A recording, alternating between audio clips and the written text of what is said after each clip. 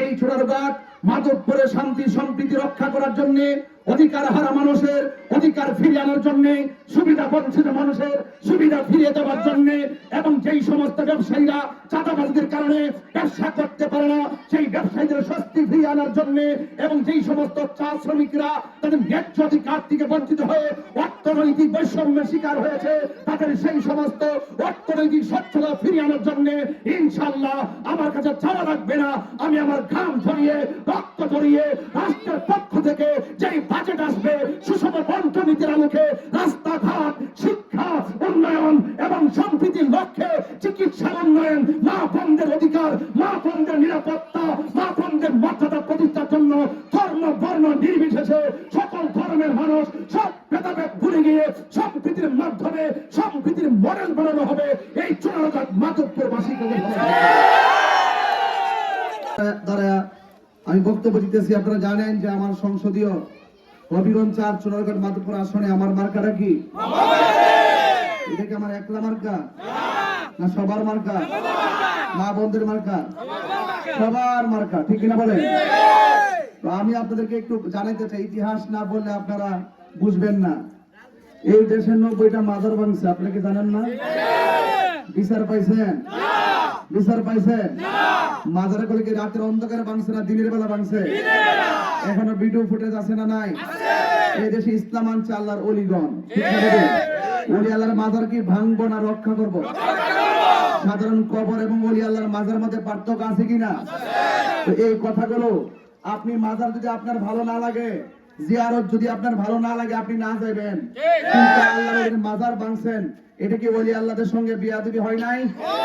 এটা কি আমাদের ইসলামী মূল্যবোধে আঘাত আসে নাই? এই কথাগুলো সংসদে বলার দরকার আছে না নাই? এই জন্য আমি নির্বাচনে আসছি। ২ নম্বর হলো কবর থেকে লাশ তুলে আগুন দিয়ে ফুরাই দিছে, কথা ঠিক কিনা? এই বিচার কি হয়েছে? দিনে পুরাইছে না রাতে পুরাইছে? এই জন্য এই প্রতিবাদ সংসদে করতে হবে, এই জন্য আমি আসছি। গত কয়েকদিন আগে অযথা মিথ্যা একটা অভিযোগ দিয়ে এক হিন্দুকে পিটাইয়া গাছের মধ্যে ঝুলায় আগুন দিয়ে ফুরাই দিছে। এটা কি বর্বর আচরণ নয়? এই ব্যাপারে দায়িত্বহীন ভাবে কথা বলার দরকার আছে না নাই? এই জন্য আমি বলবো, রাজনৈতিক অঙ্গনে প্রতিহিংসা শুরু হয়েছে। এই বাংলাদেশকে প্রতিহিংসা রাজনীতি বন্ধ করতে হলে একমাত্র শান্তিপ্রিয় আহলুস সুন্নাত ওয়াল জামাতের প্রতিনিধিত্ব ছাড়া কখনো রাজনীতিতে স্বস্তি ফিরে আসবে না।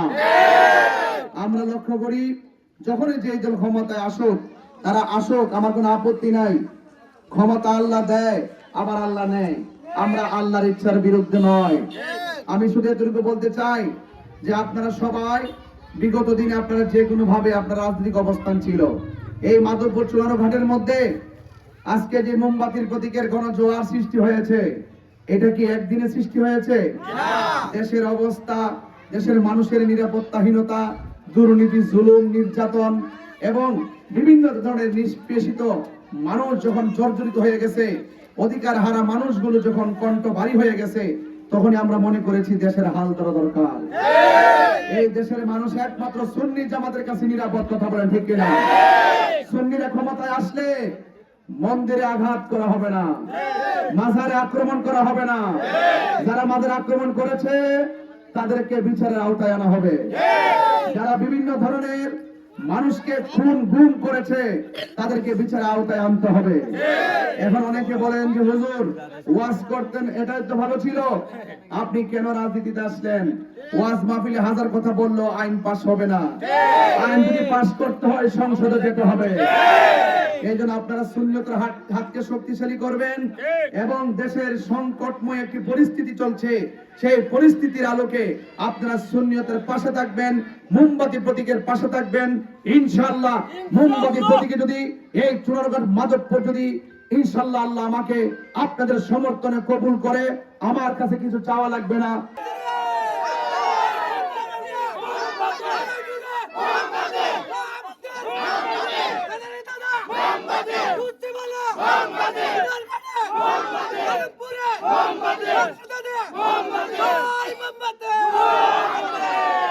আমার মা বোনদেরকে সালাম, অন্যান্য ধর্মের মানুষদেরকে আদাব।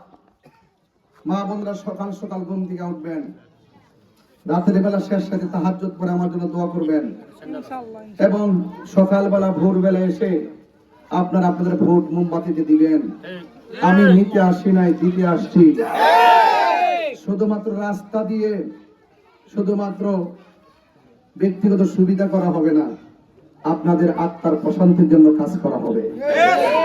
এই জন্য আপনারা আমার জন্য দোয়া করবেন। আর আমার মুরব্বী বাবারা যেভাবে এসে বক্তব্য রাখছেন, আমি তো আমার মনটা তো অনেক বড় হয়ে গেছে যে আমার পিতৃতুল্য বাবারা আজ হয়তো আমার বাবা বেঁচে থাকলে নাসিরুদ্দিন শিফা রহমাতুল্লাহ মাজার জিয়ারত করতো। এই মাজার জিয়ারত কইরা আইসা আপনার কাছে কইতো। তো এই জন্য আপনাদেরকে অনুরোধ করব, মোমবাতির পক্ষে থাকবেন এবং আপনারা মোমবাতি ভোট দিবেন। এবং কোন ধরনের, আমি আইসা খবর পাইছি কোন নেতারা নাকি আমার মোমবাতির সমর্থকদেরকে হুমকি টুমকি দেয়, তাই নাকি মামলা করব, জেলের ভাত খাওয়াইবো, এরকম দেয় কিনা? যারা দিবে মোবাইলের মাধ্যমে ফোন দিয়ে যদি দেয়, তালিকাটা রাখবেন। শুধুমাত্র বলবেন যে এই নাম্বারে আপনাকে হুমকি দিছে, রেকর্ড রাখবেন। সরাসরি যদি আয় আপনার হুমকি দেয়, ভিডিও করে রাখবেন। আমরা নির্বাচন কমিশন, বিভাগীয় নির্বাচন কমিশনকে আমরা ডাইরেক্ট সরাসরি জানাবো। অভিযোগ করে প্রশাসনের মাধ্যমে ইনশাল্লাহ আমরা এই সমস্ত অপশক্তি পাতি নেতাদের ধাত ভাঙ্গা জবাব দিয়া ব্যালটের মাধ্যমে ইনশাল্লাহ মোমবাতি প্রতীককে জয় করব। রাজা সিংহীরা বলেন, আপনারা চিন্তা করবেন না, যদি কোনো ধরনের কোনো একটা আমার সমর্থনকারীর উপরে মামলা হয়, কোনো ধরনের গ্রেফতার করা হয়, ইনশাল্লাহ এরা জবাব দেওয়ার জন্য আপনাদের প্রার্থী দুর্বল না। আমি বাংলাদেশের সবার পক্ষ থেকে, বৃহত্তর সুন্নি জোটের পক্ষ থেকে আমাকে এখানে পাঠানো হয়েছে। আমি একা নয়, চুনারুঘাটবাসী সুন্নিরা শুধু চুনারুঘাটবাসীতে সীমাবদ্ধ নয়, এদের অস্তিত্ব সারা বাংলাদেশে আছে। কথা বলে ঠিক না? ইনশাল্লাহ সারা বাংলাদেশে নির্বাচন নিয়ে যে উচ্চাকাঙ্ক্ষা তৈরি হয়েছে, এই আকাঙ্ক্ষার বিপরীতে যারা বাধা প্রদান করা হবে, বাধা দিবে, ইনশাল্লাহ আমরা সকলে ঐক্যবদ্ধ ভাবে ব্যালটে ভোটের মাধ্যমে ইনশাল্লাহ দাঁত ভাঙ্গা জবাব দিয়ে দিব। এবং আমাকে যে কোনো বিষয়াদি আপনারা আমাকে ইনফরমেশন করবেন। ইনশাল্লাহ আপনার গায়ে আঘাত লাগার আগে যেন আমার গায়ে লাগে, আমি সহ্য করে নেবো ইনশাল্লাহ আপনাদের জন্য। আর সেন্টার, এখানে সেন্টার আছে, আমি এটা এসে শুনছি তো নাচানাচি করতে পারবো, রাতে কামড়া করে লইব। আমিও কইয়া দিয়া যাই, রাতে কামড়া করতে আইসেন, ইনশাল্লাহ আমরাও থাকবো। আমরা সুন্নিরা পাহারাদার হিসেবে থাকবো। আমরা মারামারির জন্য থাকবো না, এই দেশের মানুষের অধিকার প্রতিষ্ঠার জন্য থাকবো। এই জন্য আপনারা সবাই প্রস্তুত থেকে প্রত্যেকটা এলাকায় যে কেন্দ্র আছে, যে এই এলাকা যেহেতু একটু ঝুঁকিপূর্ণ এলাকায়, যেহেতু অনেক মানুষ অনেক ধরনের কথাবার্তা বলে, আমি পরিষ্কার ভাষা বলে দিয়ে যাই, ভাই রাজনীতি হলো ভালোবাসার ভিত্তিতে, রাজনীতি জোরের মাধ্যমে হয় না। আমি পরিষ্কার করে বলতে চাই, আপনারা সবাই এখানে রাজনীতি করেন, আপনার ভোট আপনি চান, আমার ভোট আমি চাই, জনগণ যাকে জায়গায় দিবে এটাই আপনাকে মেনে নেওয়ার মানসিকতা থাকতে হবে। কথা বলেন ঠিক কিনা? আমরা অবাধ, সুষ্ঠু, নিরপেক্ষ, অংশগ্রহণমূলক নির্বাচন প্রত্যাশা করে আজকে যারা অক্লান্ত পরিশ্রম করে যারা এখানে এসেছেন, সবার সুস্বাস্থ্য কামনা করে আমি বিদায় নিচ্ছি। জয় হোক মেহনতি মানুষের, জয় হোক সোনাঘাট মাধবপুরবাসীর, জয় হোক মোমবাতি প্রতীকের।